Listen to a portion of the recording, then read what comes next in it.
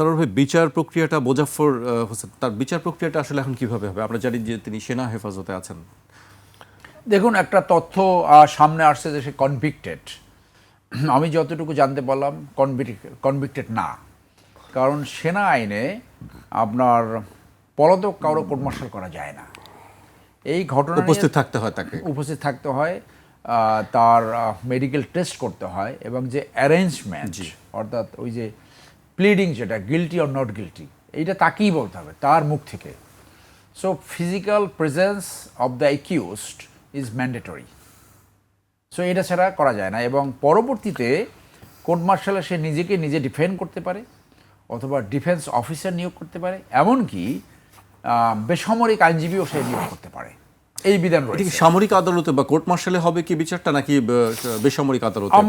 আমরা তো জানতে পারলাম কোর্ট মার্শালে হবে, কারণ স্বরাষ্ট্রমন্ত্রীর একটা স্টেটমেন্ট আমরা দেখলাম, উনি বলল যে আগে যেখানে যে আইনে বিচার হয়েছে সেই আইনে বিচার হবে। তাহলে এইটা যদি গভর্নমেন্ট পলিসি হয় তাহলে তার কোর্ট মার্শাল বিচার হবে।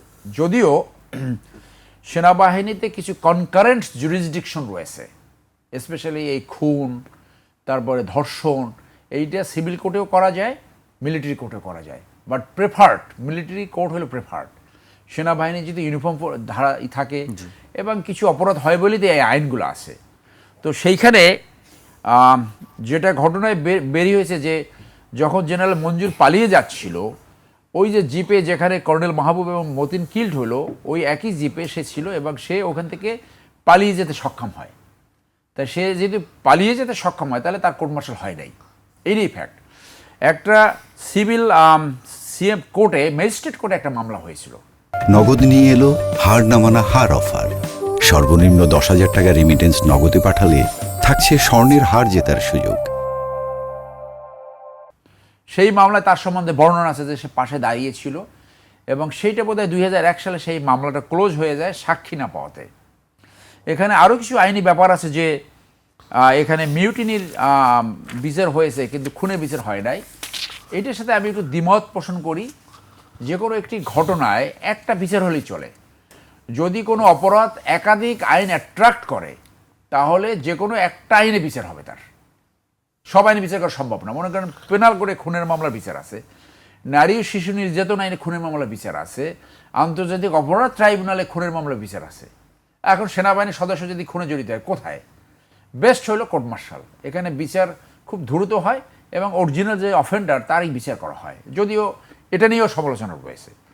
তাহলে তার এটা ধরা হয় তার ওই যে ম্যাজিস্ট্রেট করে যে মামলাটা হয়েছিল সেই মামলাটা সে ট্রায়াল ফেস করে নাই, আর এখানে কোর্ট মার্শালেও সে ট্রায়াল ফেস করে নাই।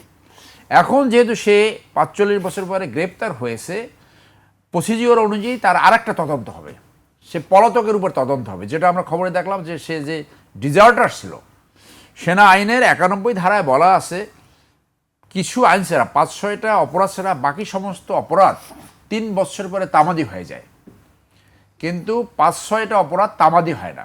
তার ভিতরে একটা হলো পলাতক, এবং সে সেনাবাহিনীর কোনো সদস্য পলাতক হলে, পলাতক তো হয়, কিছু লোক তো পলাতক হয়, এই জন্য কিন্তু আইনগুলো। এবং পলাতক হইলে প্রথম 14 জায়গায় তার ওয়ারেন্ট অর্ডার যায়, ওই পোস্টমাস্টার, রেলওয়ে স্টেশনের ম্যানেজার, এইসব জায়গাও কিন্তু তার ওয়ারেন্ট অর্ডার চলে যায়, ডিসি, এসপি, সব জায়গা। সো তার নামে এরকম ওয়ারেন্ট অর্ডার ছিল, সে তো সার্ভিস কন্ডিশনে পালিয়ে গেছে, তখন তো সে কর্মরত। তাহলে তার প্রথম বিচার হবে অ্যাজ এ ডেজার্টার, এবং সেইটা বোধহয় চিটাগংয়ে শুরু হচ্ছে, যেহেতু ঘটনাস্থল চিটাগং ক্যান্টনমেন্ট, ওইখানে হবে, তাকে চিটাগং নিয়ে যাওয়া হয়েছে। এবং অ্যাজ ইউজুয়াল এই যে তদন্ত হবে, এই তদন্তে কিন্তু তার এই 81 সালে হত্যাকাণ্ডের তার কি ইনভলভমেন্ট ছিল, তার প্রতি কি সুপারিশ ছিল, কি ফান্ডিং ছিল, সেইগুলো কিন্তু সামনে আসবে।